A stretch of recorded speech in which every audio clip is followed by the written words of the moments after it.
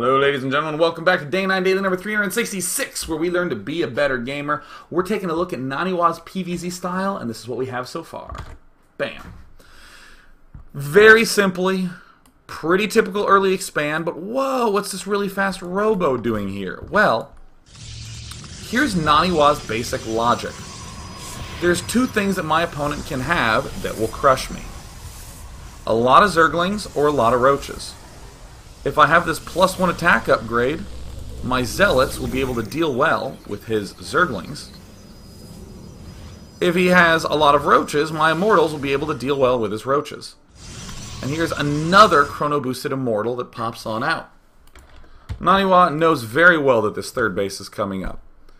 And we see Sen doing the usual, Roach speed, doing the usual +1 missile attack. All that's pretty good stuff. But interestingly, Naniwa moves out the very instant he has two Immortals. This is a small, weird-looking army. 2 Zealot, 4 Sentry, 2 Immortal. Move out when 2 Immortals are done.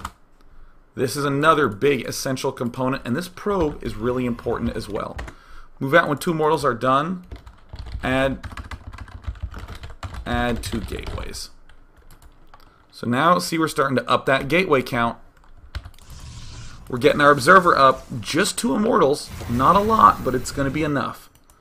More Zealots being morphed in for reinforcement. A very cool, funky attack timing. Sen does not actually have as much as he'd like. And so this push can happen. This very cute mixture of the Zealots as the anti-Zergling units, the Immortals as the anti-Roach units. We managed to get in some more stuff.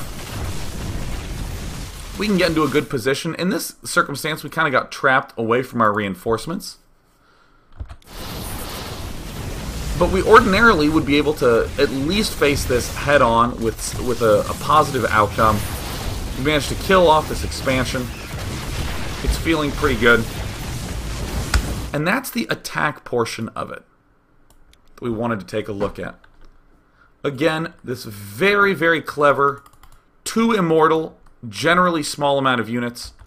I do think that Naniwa could have positioned this a lot better. He cut all these Zealots out of the fight. These 4 Zealots basically died without doing anything. But the big thing to note is that almost never are you thinking, I'm going to do this attack and its whole goal is to kill him.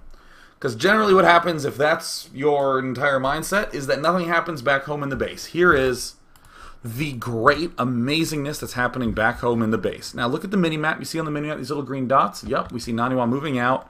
While this push is going on, boom, Twilight Council, boom, +1 armor upgrade. Okay, cool.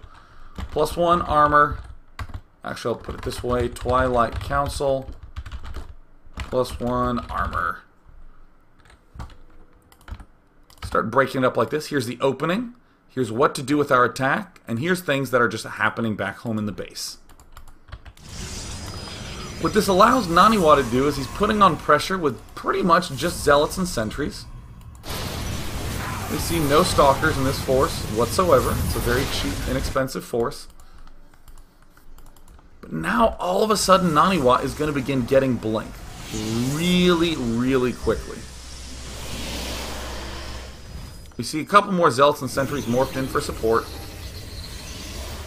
But the blink is the big thing. And we're going to see Naniwa start to add on, slowly, more and more and more Stalkers.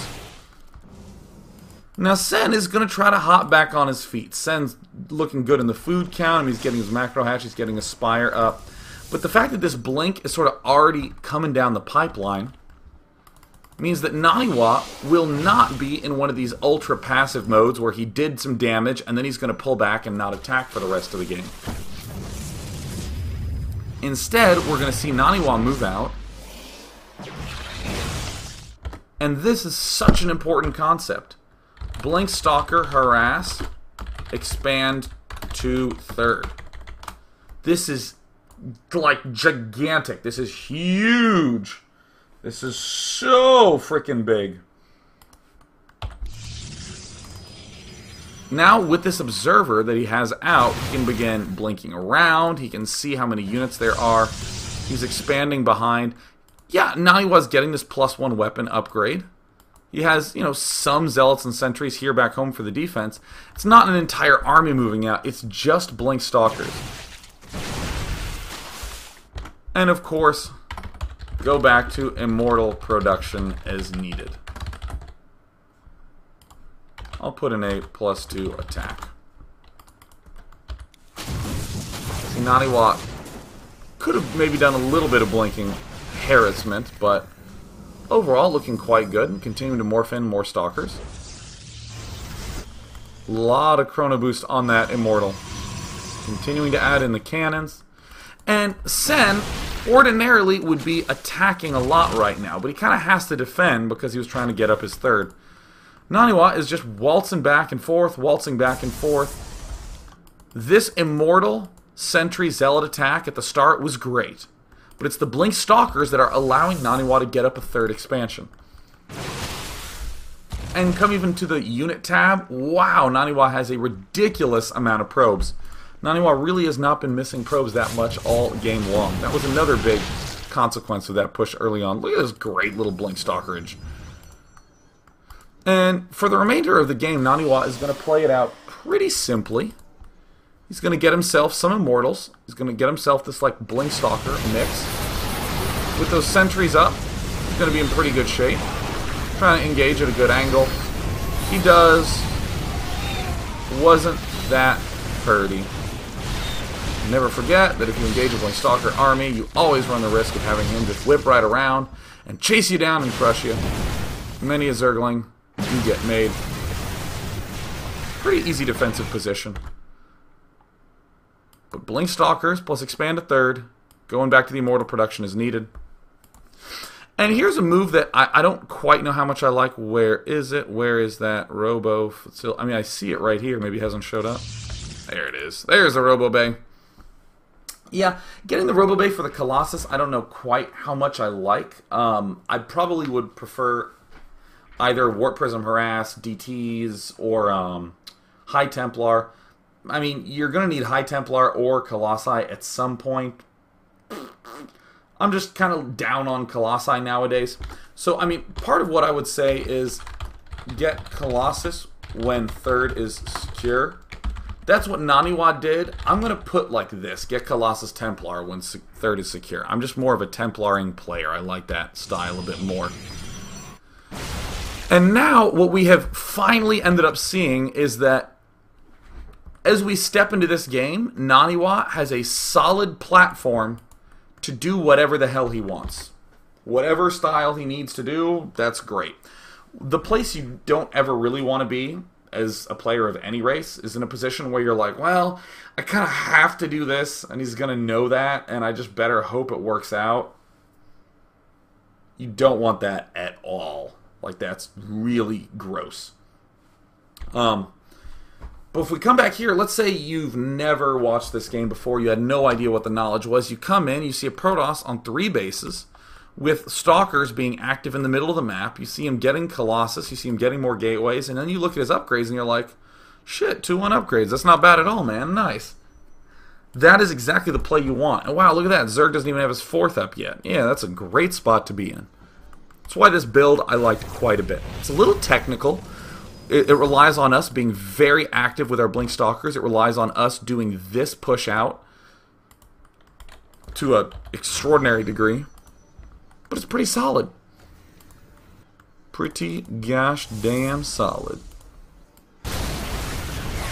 Future engagements, oh gosh, fungal growth, it is so good. Warping in more Zealots and Sentries, getting ourselves some good force fields.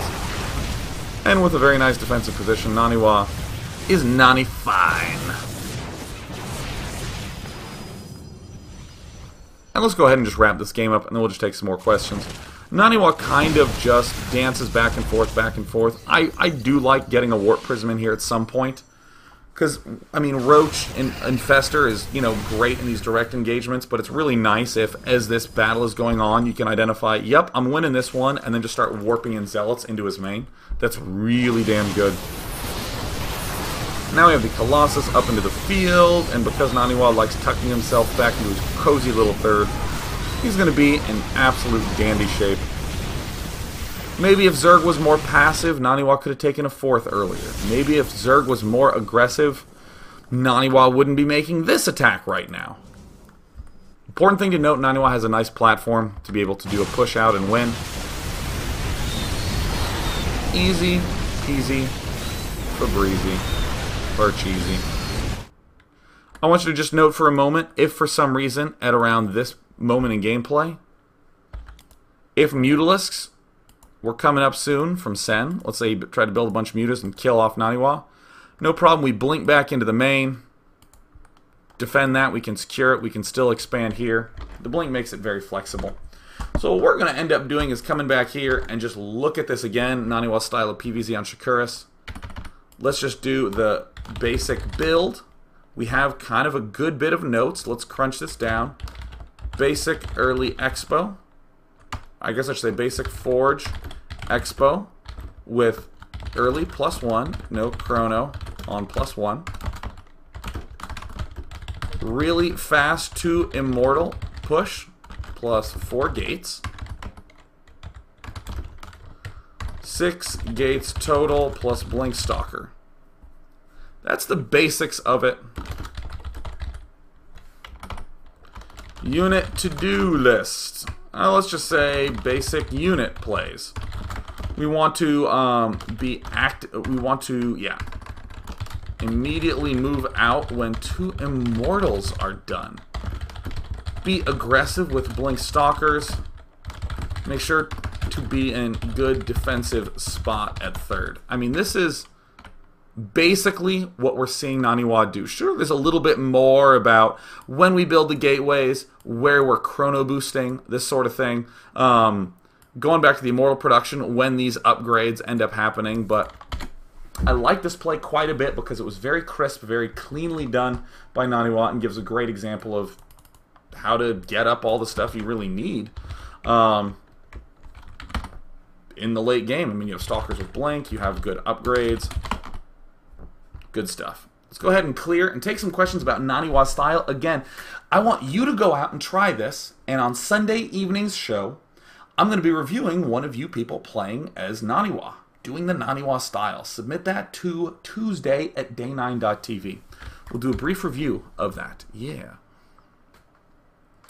Here's a great question from Rakaka.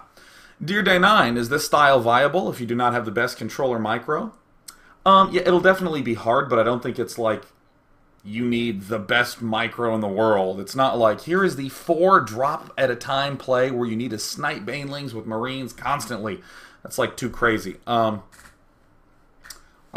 do think that you could execute it with reasonable efficiency, and if you can't, send me the replay and we'll talk about it. Yeah. Oh, here's a great question from Lithmic, who says, Dear Day9, I really wonder, why did Naniwa not blink up to the high ground with blink stalkers and observers and try to harass the 3rd, then blink back down? One of the most common and important ideas when it comes to blink stalkers is always having the blink available to retreat. By doing all the dancing that Naniwa did in the middle, he was poking and prodding and examining and thinking, is there any way I can maybe make some headway here? But look at this army that Naniwa's up against. One bad fungal and Naniwa's doomed. He sees this and he blinks away and loses just 2. What if he put the observer here and then tried to blink up here and then got hit with a huge fungal and lost everything? That would be really dangerous. Actually, I should even come back a little earlier to this 12-minute mark. So that way we can see the way that Naniwa's moving out in the center of the map. If he moved up even before the fungal growth happened, what if he pops up here and doesn't have any ability to retreat? There, Naniwa lost a little bit of his ability to retreat. He's trying to keep his opponent back and delay while getting his own 3rd up. If he blinks up here, best case scenario is he does kill off this 3rd, he loses a good amount of stalkers, and now his own 3rd is super vulnerable to counterattack. It actually ends up being quite risky. Again, try to think less about how do I do damage to his bases and more how do I secure my own. Let's go ahead and take 2 more questions and wrap up. So Nicola Pin says, Day9, what happens if the Zerg player hides his tech well enough at the beginning? Are we allowed to make an observer delaying the immortal production? What if he doesn't opt for the roach play? So what seems to make this work is that our opponent has just Zealot Zergling, or excuse me, just Roach Zergling that we can kill with Zealot Immortal. But what if he's doing something like going for Hydras? What if he has, you know, a bunch of, I don't know, Hydras really kind of seems like the most reasonable thing. What if he didn't take his third and just has way more Zerglings and is going 2-base craziness? What if he's going for Mutalisks really quickly? The important thing to note is, if you see on this map your opponent takes a third with any amount of earliness, if we actually just come to this 6-minute mark, where Sen ends up taking this down, look at Naniwa's vision. He's actually going to send out a Zealot so that way he can find out exactly what's up. And he sees the third. This is going to be the big trigger to begin making a lot of Immortals and that sort of stuff. And then to do the big push. If your opponent has 3 bases up at any time of earliness whatsoever, he only really can defend with a lot of Roaches and a lot of Zerglings if you move out early enough. He cannot defend with anything else. That's why this composition works. It's not that Naniwa scouted Roach Zergling and responded with this. It's that he sees 3 bases and knows there's only really one way to defend, and he's going to hit that really, really hard. If your opponent's 2-basing, just don't do this attack. It won't exploit anything. 2 Immortal, 4 Sentry, 2 Zealot isn't a good general attack timing just always. It's good in this scenario. So if you see him like rushing for Hydras on 2 bases, yeah, just like don't pull back. Or, excuse me, don't pull forward and try to do an attack. Just stay back home and you'll be great. Gonna take one more question. One more question. Mighty Fire says, Dear Day 9, what if your 2 Immortal attack doesn't kill the third? That is okay. Naniwa's play did not rely on him killing the third, and in fact, if we come back here, a lot of times, the big swings in battle feel like they're the only ones that register. He killed a third. That's a huge win for him. But let's actually come back to this Units Lost tab. We're going to see a lot of stuff lost for Naniwa. A lot. Look, Naniwa has actually lost more in this battle than Sen has. Substantially more. And now once all these Roaches finally end up swinging their way in, holy cow, look at that. In terms of the big, broad, what happened? Oh my god, a base was gone. That must be a huge win. No, come to the Units Lost tab. Naniwa, he killed a third, but he lost a lot of shit doing it. Ugh. If you move out to do the attack and you don't kill the third and you don't lose a lot of shit, you're probably also still well off. Never think to yourself, because he killed the third, he must be ahead. Naniwa is not ahead in a lot of ways. Army, huge for Sen, small for Naniwa. Worker supply, dead even. I mean, even come to the Units Killed tab, not even that many workers killed. A lot of units have fallen. So yeah, don't read too much into the fact that the third died. You can just show up to the front door, kill a lot of units, and you're in good shape. Bam! That wraps up the Day 9 Daily for me. I'm going to go submit that Fun Day Monday, the 50% for both of you games, to Monday at day9.tv. Submit to me your Naniwa-style attempts to Tuesday at day9.tv. I'm done. And do not forget to show up to the subscriber free-for-all cast battles. 10 a.m. Pacific, 7 p.m. CEST. I will see you then. Goodbye, everyone.